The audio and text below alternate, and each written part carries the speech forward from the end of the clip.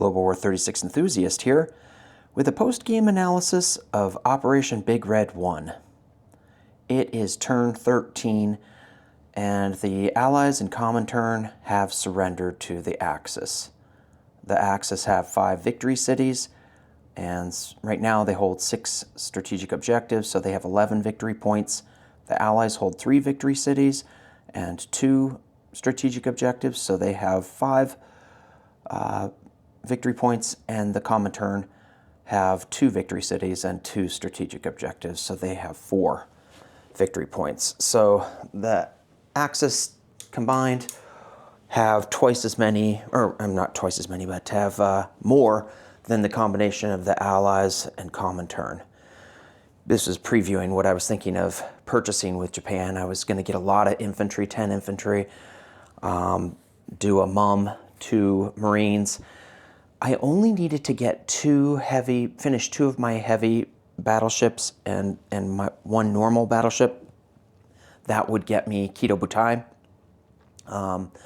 And basically, because I was very lucky this game with Japan that I developed large ship construction before America did, that I don't think America's going to be able to get Kido Butai or prevent me from having Kido Butai the rest of the game, because the ships will be cheaper for me than they are for America, and I'll just always build an equivalent number to America.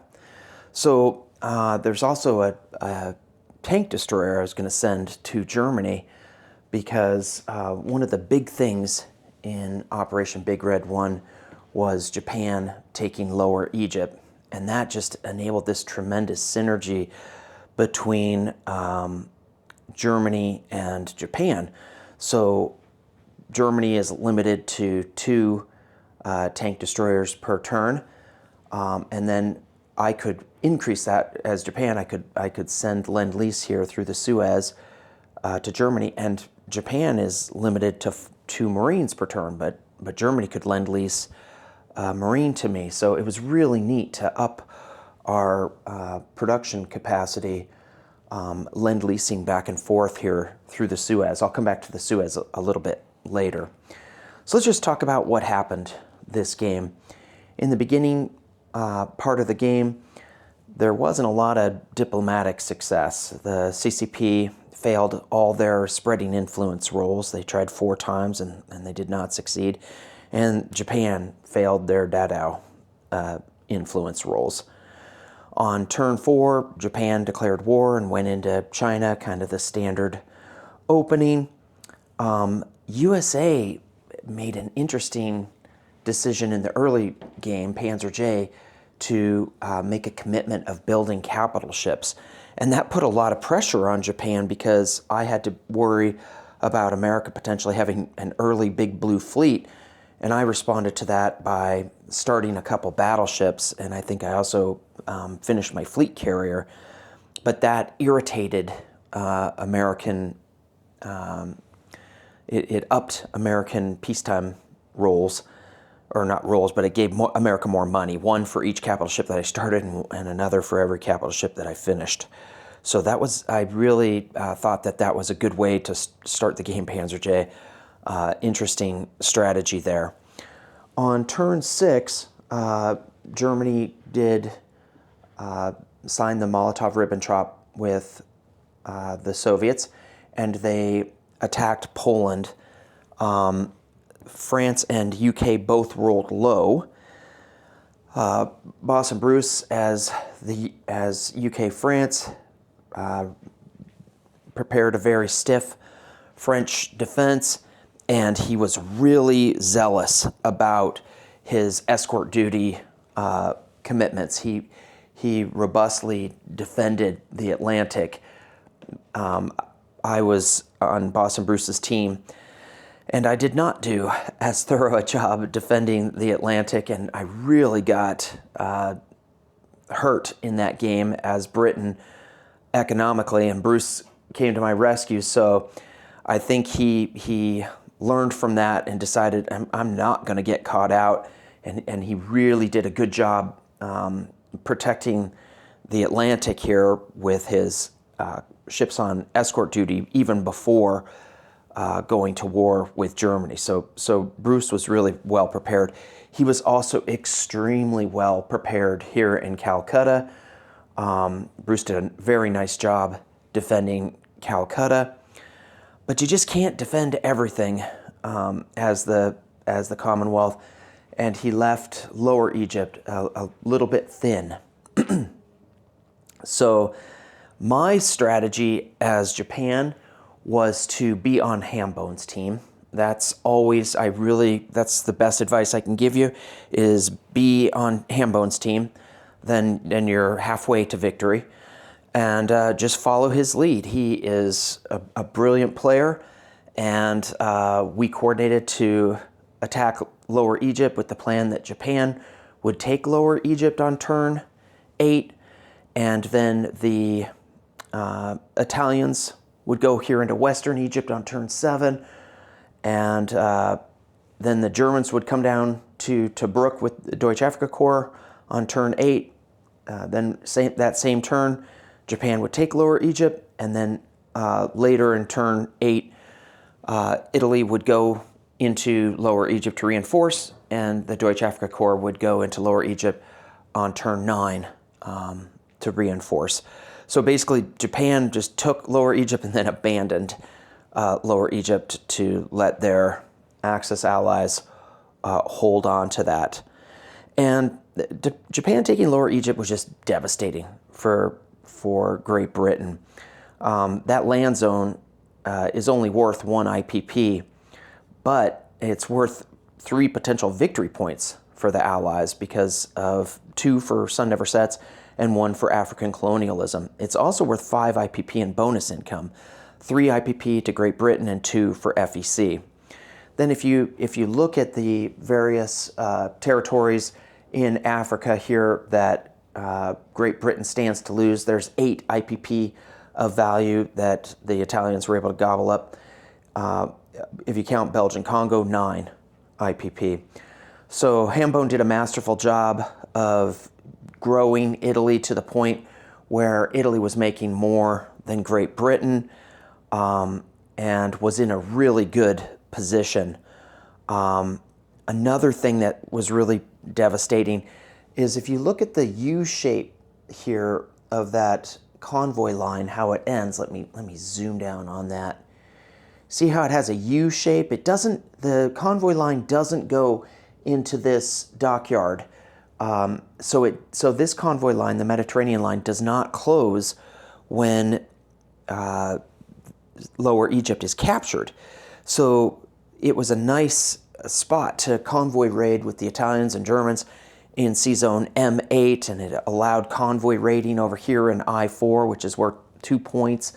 And then later on, the Italians were able to come down and swoop around this side, the western side of Africa. And what that does is it allows the West African line to be convoy raided because you can't keep seaplanes safely in range to clear that. So Bassa Bruce was really set up nicely as far as protecting his convoy lines in the Atlantic, but he was in a terrible position and just getting convoy raided consistently in the Mediterranean, West African, and then over here on the east side of Africa too.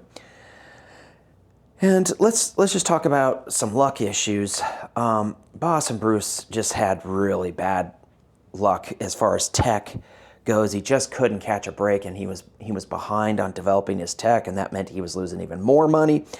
And then when he did develop anti-sub warfare, he just could not connect. I swear it was probably maybe over 12 rolls before Boston Bruce got his first sub hit. You know, he needs to roll a 1 or a 2, and he just could not seem to connect. Turn after turn, Hambone and I were convoy raiding Boston Bruce and just doing a lot of damage and not taking subs as hits till later in the game. So that was very, my heart goes out to you, Boston Bruce. That was a rough game for you to experience, and I bet you're really glad it's over.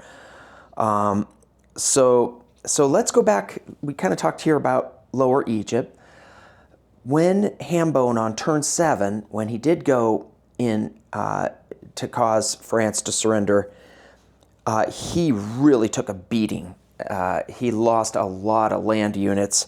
I think he lost maybe 2 fighters too. I think he lost 1 with Poland and 1 in France. Correct me if I'm wrong on that, Hambone. That's what my memory is. And then, when I was watching that turn, I was like, oh God, they were off to a terrible, terrible start. But then Hambone started rolling for the naval units. He got both of the French battleships, and he got a naval transport as well. So that was just sick luck. And then he rolled for the territories for Vichy, and he got everything, I think, except maybe French Morocco here. What else? There might have been one other thing. Or maybe he even did get French Morocco, and the French recaptured that, now that I'm thinking about it. So the Japanese got this territory, the Southeast Asian territories, and Vichy got Syria, and they got down here. These territories here were Free French, but that's basically all the Free French got. So Hambone really economically took it on the chin, losing the 2 fighters and a lot of land units, but then he got an instant navy, which was fantastic. Turn 8 was just a crazy, crazy turn because, the turn 7, Italy declared war, went in there to Western Egypt, and turn 7, the French had fallen, but turn 8, the Germans took their limited land forces, because they had lost a lot there taking France, and sent them down to 8 of those units down to Tobruk as the Deutsche Afrika Corps. And Russia rolled an 11 for their turn 8 peacetime income increase. And after he finished filming, Sergeant Shellhole realized that Germany would probably declare war on turn 9, seeing how close the Soviets were to full production. So he elected to declare war basically after his turn 8 was over. It would have been better for him to declare war right after the production phase. This way he's saving his big buy. He gets to collect the money for turn 8 and buy on turn 9. But if he declares war, in the combat movement phase, then he could have railed a couple of his one of his major factories. He could have railed back. It was also let's see. I'm trying to think what else I was thinking that he could have done if he had declared war. But okay, so he was really smart that he realized he had to declare war. Better to declare war late than to let the Germans get Operation Barbarossa. Then, as we talked about, turn 8 was also the turn that the Japanese took Lower Egypt. And let's see, what else happened on turn 8? That's all I can remember on turn 8. So now let's talk about over here in China, what was going on. There was an interesting strategy that the Allies coordinated. Oh my God. Okay, wait, let's go back. Okay, there was a thing that happened between Germany and Russia. This is the craziness of turn 8. Hambone reached out to Sergeant Shellhole about whether or not he would elect to align Romania. If he did, then that would give the Soviets 1 D12 income increase roll, because Bessarabia is adjacent to the Soviet Union. So Hambone said, hey, I'm willing to align Romania, but it's going to give you a D12. I'll tell you what, if I roll above average, if I roll a 7 or higher, how about you send me a sub? And if I roll 6 or lower, then you don't owe me anything.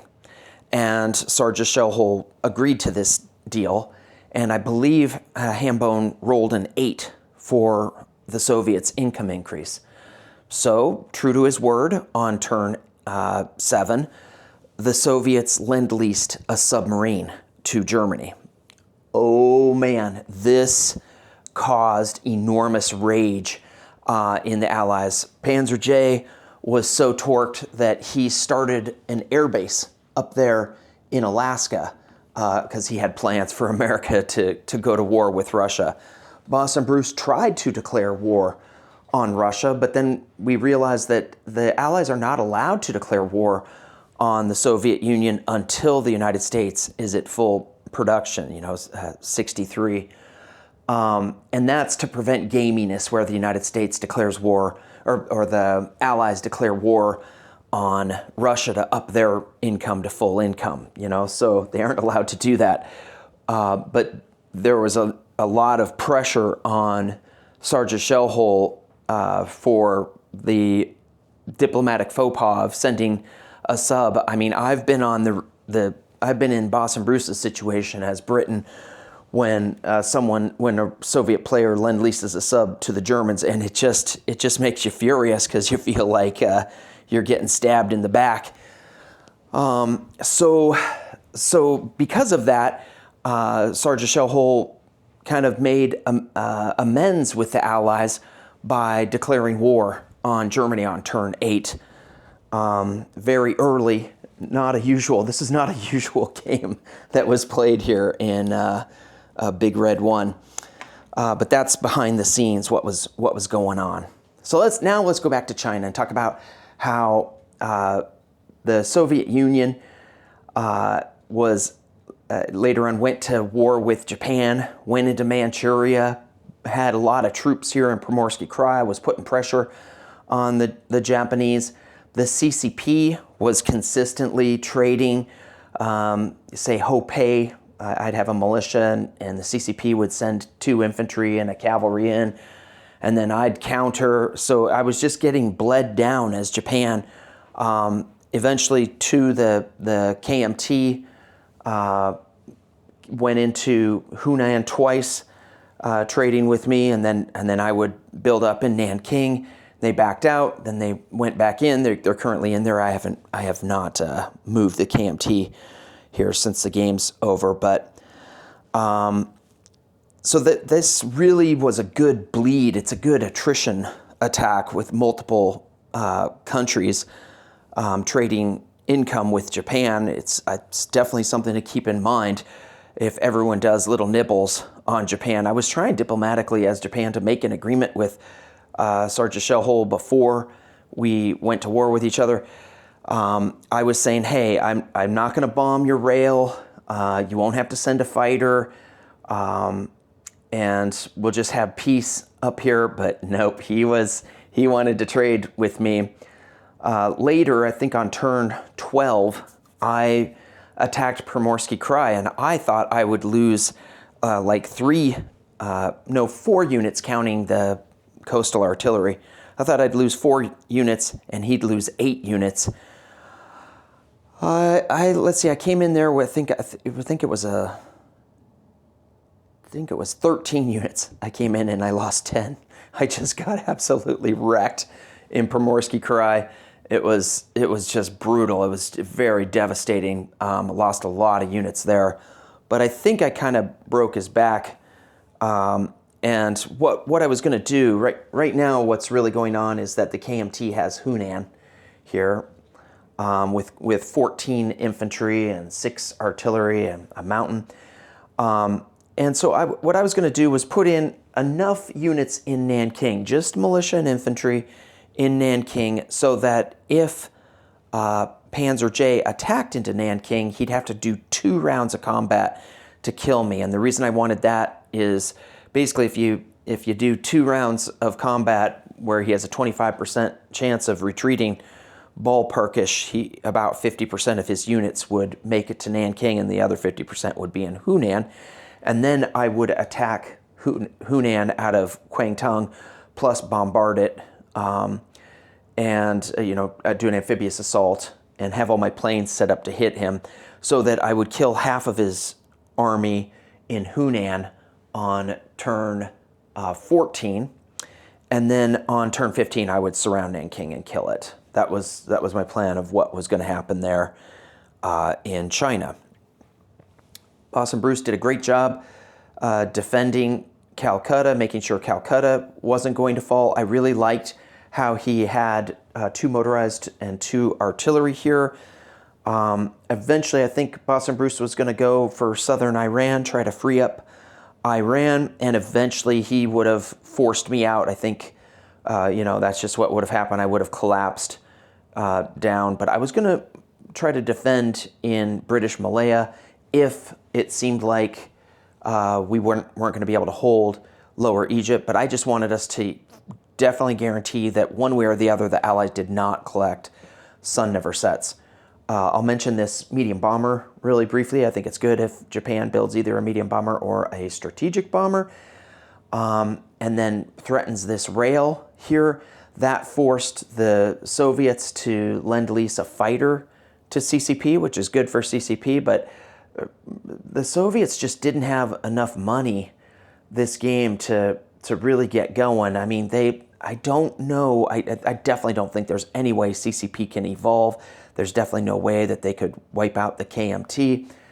I don't think that in this particular game, they were going to be able to take both Central Romania and Warsaw because of a fatal move, and that was when Germany took Transcaucasia.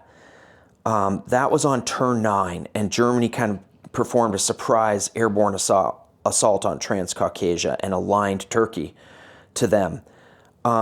So that was a big deal because Transcaucasia is really a swing of 15 IPP. It's worth 5 itself, so losing it costs the Soviets 5. Germany gains those 5, plus it's 2 bonus income for Germany, so that's really a swing of 12. And then Turkey itself is worth 3, so that's 15, plus you get those Turkish units, and you can just start railing. What Hambone was able to do is send an Italian unit to Eastern Anatolia every turn and rail a German unit to Eastern Anatolia every turn. So he was building up Transcaucasia. Now, eventually he was going to lose Transcaucasia to the Soviets, but because of this southern flank strategy, he really didn't need to put pressure on the Soviets here by going after Kyiv, which is kind of the classic strategy.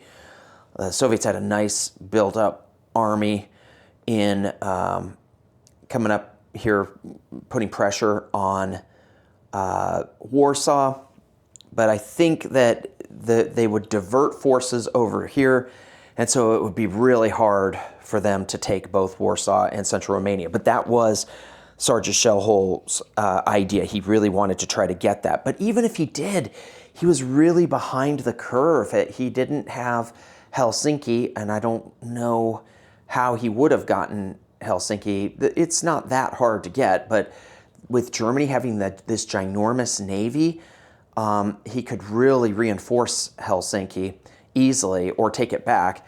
And Germany had Istanbul with a factory and a fortification and a coastal artillery, so I don't know how he could have taken that. So he just didn't, the Comintern just didn't really have a path towards victory, and that really hurt them to lose Transcaucasia.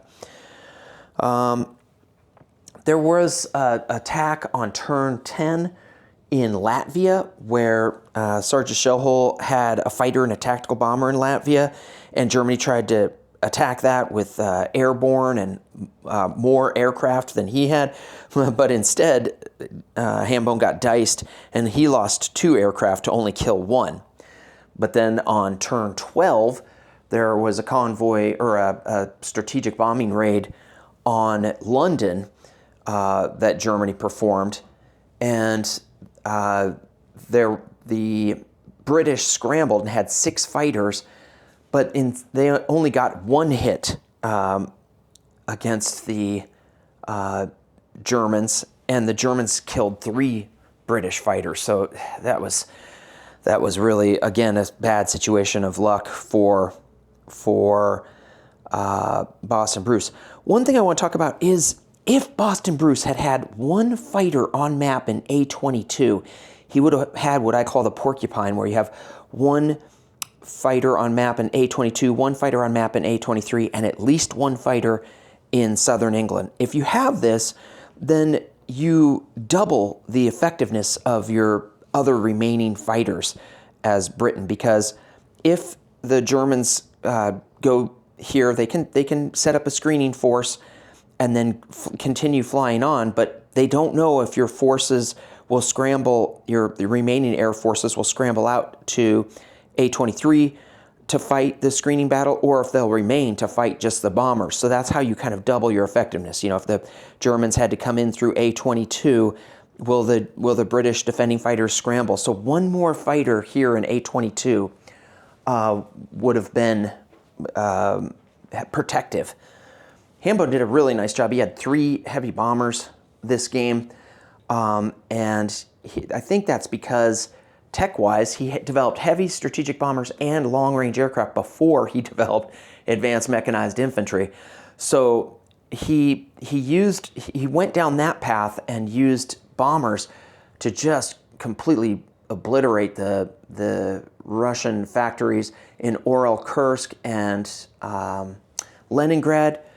Sergeant Shellhole responded by having, I think it was 7 jet fighters, 2, 4, 6, 7. At least I have 7. I haven't processed his turn 13, so it might be more. But Hambone really forced Sergeant Shellhole to respond by building up his air force, which meant he had less cost-effective units to fight with. And his factories had to be really far away, Moscow and Stalingrad, so the units there are going to take forever to get to the front. Hambone, similarly, I think he did 13 points of damage to the London factory. Yeah, 13 points of damage. And so that factory's pretty much out of commission. So things were not looking very good for either the Comintern or the Allies. Then on turn 12, Boston Bruce moved his navy into I think it was M4, sorry, it said M8, but M4, and the Italians came out and smacked him and killed his navy. And then the Americans on their turn 12 came out and into M2 and did an amphibious assault on Sardinia, killing 2 German fighters. And then on turn 13, the Germans came out and wiped out the American Navy, kind of trapping those American forces there.